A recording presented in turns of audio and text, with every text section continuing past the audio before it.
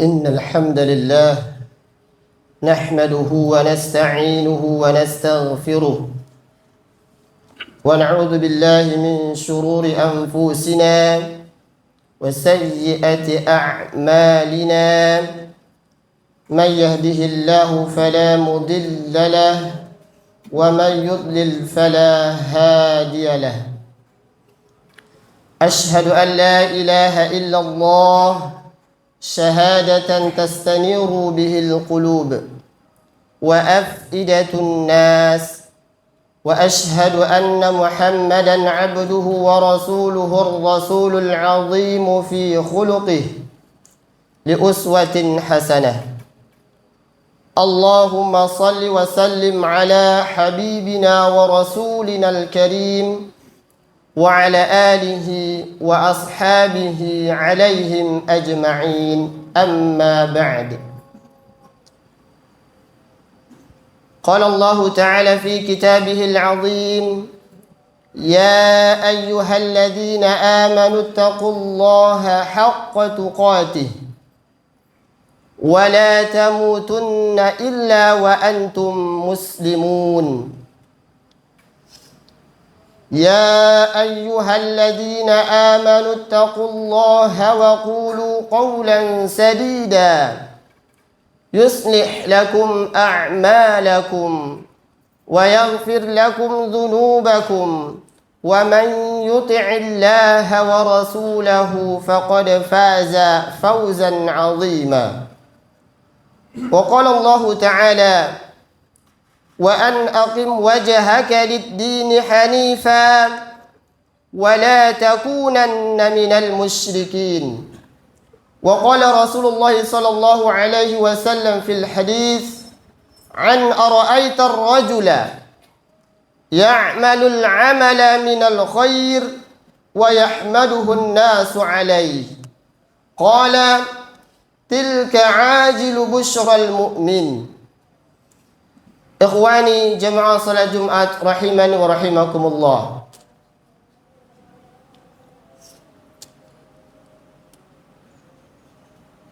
Sufyan Ats-Tsauri rahimahullahu taala anhu pernah mengatakan, tidak ada sesuatu yang lebih sulit untuk aku luruskan melebihi kesulitannya bagiku tentang niatku. Pada kesempatan yang mulia ini kita akan membicarakan tentang satu hal yang penting dalam kehidupan kita sebagai seorang hamba. Tatkala kita telah melakukan kebaikan, terlepas apakah kebaikan yang kita lakukan ini dalam jumlah yang banyak atau boleh saja jumlah yang sedikit, tetapi kuantitas dari setiap kebaikan yang kita lakukan ini bukanlah itu menjadi hitungan Allah Subhanahu wa taala. Tetapi yang menjadi hitungan Allah Tabaraka wa taala adalah seberapa murni keikhlasan kita dalam melakukan kebaikan tersebut.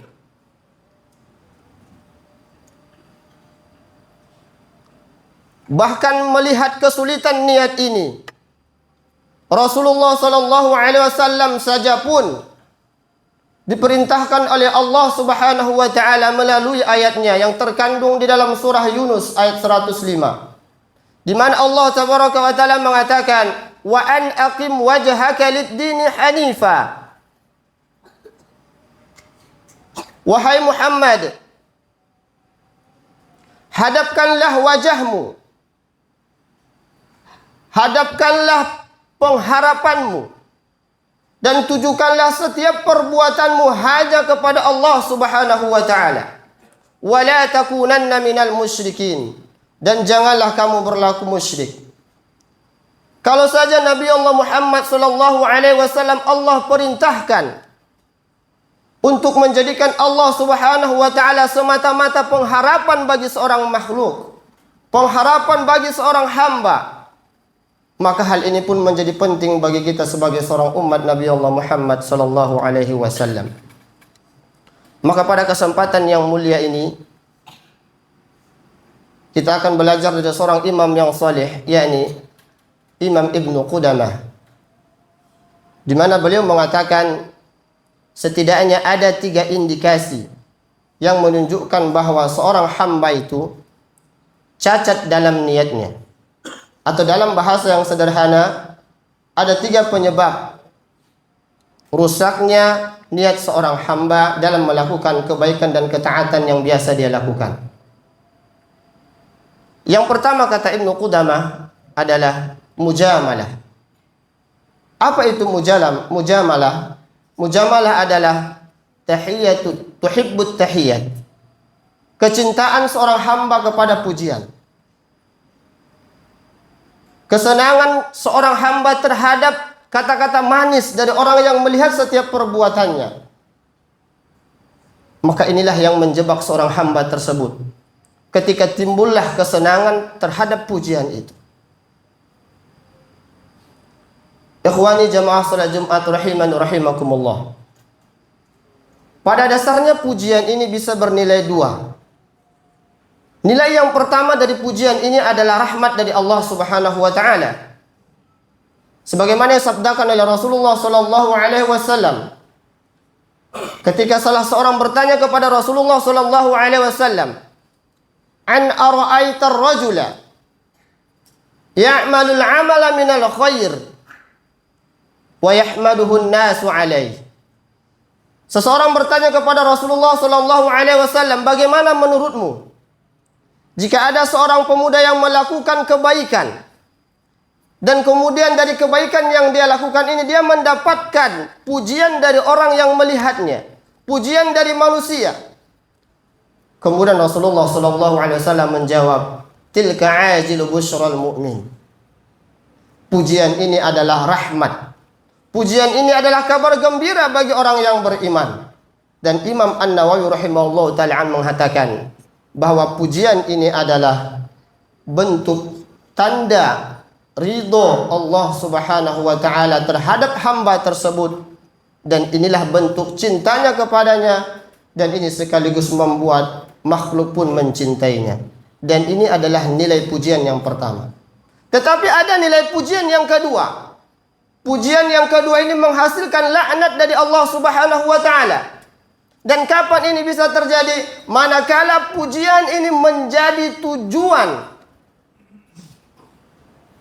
ketika seseorang ingin melakukan perbuatan baiknya. Dan kapan ini bisa kita lihat? Ketika pujian ini telah menimbulkan 2 hal.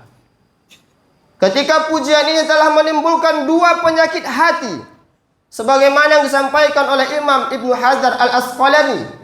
Beliau mengatakan ada 2 penyakit hati yang bisa ditimbulkan oleh pujian. Yang pertama, kata beliau, adalah timbulnya sifat riya. Ketika pujian ini sudah menjadi harapan, ketika pujian ini sudah menjadi tujuan, maka disitulah seseorang itu masuk dalam kategori sifat riya. Karena secara sederhana riya adalah bagaimana seseorang melakukan setiap perbuatannya dan dia membutuhkan verifikasi dari setiap orang yang melihat perbuatan tersebut. Dan penyakit yang kedua, kata Imam Ibnu Hajar Al-Asqalani, adalah timbulnya sifat sum'ah. Jika riya adalah melihatkan perbuatan, jika riya adalah kesenangan dalam memperlihatkan perbuatan baiknya, maka sum'ah adalah kesenangan dalam menceritakan perbuatan baiknya. Dan sering sekali kita lihat fenomena ini, kita terjebak. Barangkali awalnya karena kita ingin menceritakan ketakjuban kita kepada kota Mekah, dan ini biasanya sering sekali terjebak bagi orang-orang yang telah melaksanakan haji, telah melaksanakan umroh. Karena ingin menceritakan ketakjubannya terhadap Mekah Madinah, maka dia pun luput dari pengawasan tentang menceritakan kebaikan dan ketaatan yang dia sering lakukan pada saat dia menjalankan haji dan umroh tersebut. Dan biasanya ini menjadi kebiasaan yang akhirnya berdampak pada apapun kebaikan yang dia lakukan, tujuannya hanya untuk menjadi bahan dia untuk menceritakan kepada orang lain. Dan sederhananya jemaah yang dimuliakan Allah, kedua hal ini, riya dan sum'ah, hanya ditujukan untuk mendapatkan verifikasi dari orang yang melihatnya, dari orang yang mendengarkan ceritanya. Dan itulah penyakit yang bisa ditimbulkan oleh pujian yang menimbulkan laknat tersebut. Dan kata Imam Ibnu Qudamah rahimahullah ta'ala anhu, penyebab rusaknya niat ikhlas yang kedua adalah adanya sifat tamak di dalam hati seorang hamba. Dan ini Allah ceritakan di dalam Al-Quran, di mana Allah mengatakan dalam surah Al-Fajr, wa tuhibbunal mala hubban jamma, dan mereka mencintai harta mereka, mereka mencintai apa yang amanahkan kepada mereka, hubban jamma, dengan kecintaan yang berlebihan. Kapan kita bisa melihat bahwa kita mencintai secara berlebihan? Maka perhatikan dua hal, atau perhatikan dua ciri daripada kecintaan yang berlebihan ini. Ciri yang pertama adalah seseorang yang mendapatkan hartanya dengan cara yang haram. Seseorang yang mendapatkan hartanya dengan cara menyakiti orang lain, menzalimi orang lain. Ini adalah ciri yang pertama bahwa tumbuhnya kecintaan terhadap harta secara berlebihan.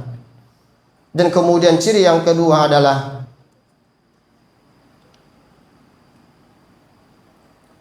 harta yang dia kumpulkan tidak lagi membuat dia menjadi seorang yang dermawan. Kesungguh-sungguhannya mencari harta tidak sejalan dan seiring dengan kesungguh-sungguhannya menjadi seorang yang dermawan. Maka kedua ciri-ciri ini cukup memberikan pengertian kepada kita, apakah kita seorang yang cinta kepada harta secara berlebihan, atau kita mencintainya hanya secukupnya saja. Karena memang Allah Tabaraka wa Ta'ala menganjurkan kita untuk mengambil bagian kita di dalam dunia.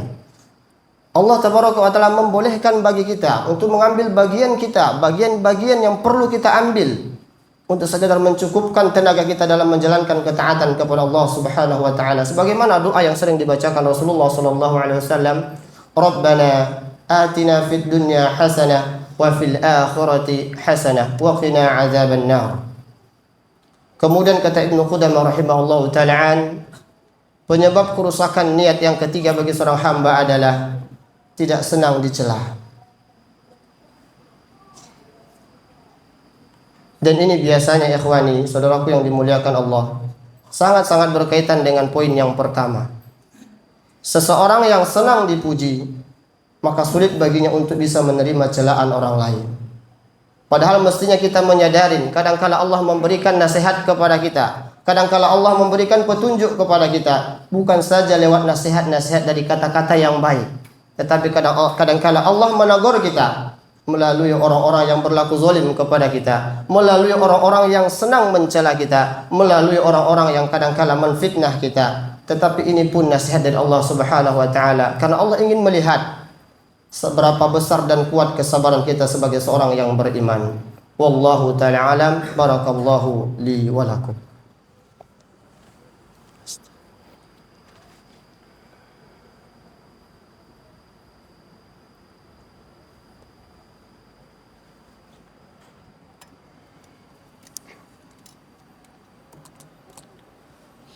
Alhamdulillah, alhamdulillah rabbil alamin,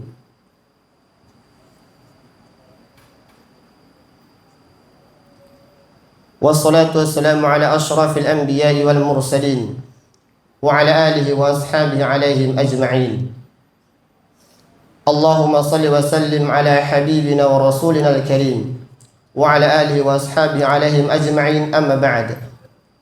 Faqala Allah ta'ala, Inna Allah wa malaikatahu yusalluna ala nabi ya ayyuhalladzina amanu sallu alaihi wa sallimu taslima.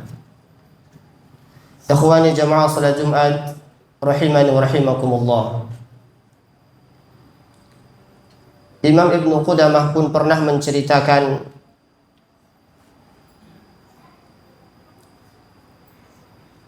bahwa kadangkala memang kita termotivasi atas perbuatan orang-orang yang soleh. Ada seseorang yang terbiasa misalnya menjalankan kebaikan, misalnya membaca Al-Quran hanya 10 menit, tetapi tatkala dia berkumpul dengan orang-orang yang saleh, kemudian dia termotivasi untuk melakukan tilawah Al-Quran selama 1 jam. Apakah ini termasuk daripada riya? Maka beliau mengatakan tidak. Karena bertambahnya amal tadi bukan berarti satu-satunya menunjukkan dia melakukan perbuatan itu karena makhluk.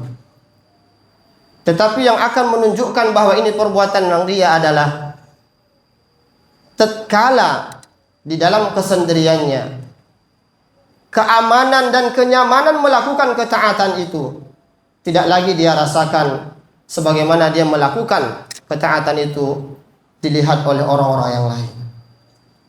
Jadi pada akhirnya kesimpulannya adalah, apakah kita beramal di depan orang atau kemudian kita menyembunyikan amalan itu? Maka yang terpenting adalah kenyamanan dan kekhusyuan setiap amalan itu kita rasakan karena memang itu karena Allah Subhanahu wa taala. Ikhwani jamaah salat Jumat yang dirahmati oleh Allah Subhanahu wa taala. Kemudian suatu ketika Ibnu Qayyim pun memberikan keterangan terkait orang-orang yang mencintai dunia, terkait orang-orang yang mencintai harta secara berlebihan. Beliau mengatakan, muhibbud dunya la yanfaqu min salasin. Orang-orang yang mencintai dunia, dia tidak akan bisa lepas dari 3 hal. Yang pertama, kata beliau, hammun lazimun. Dia akan merasakan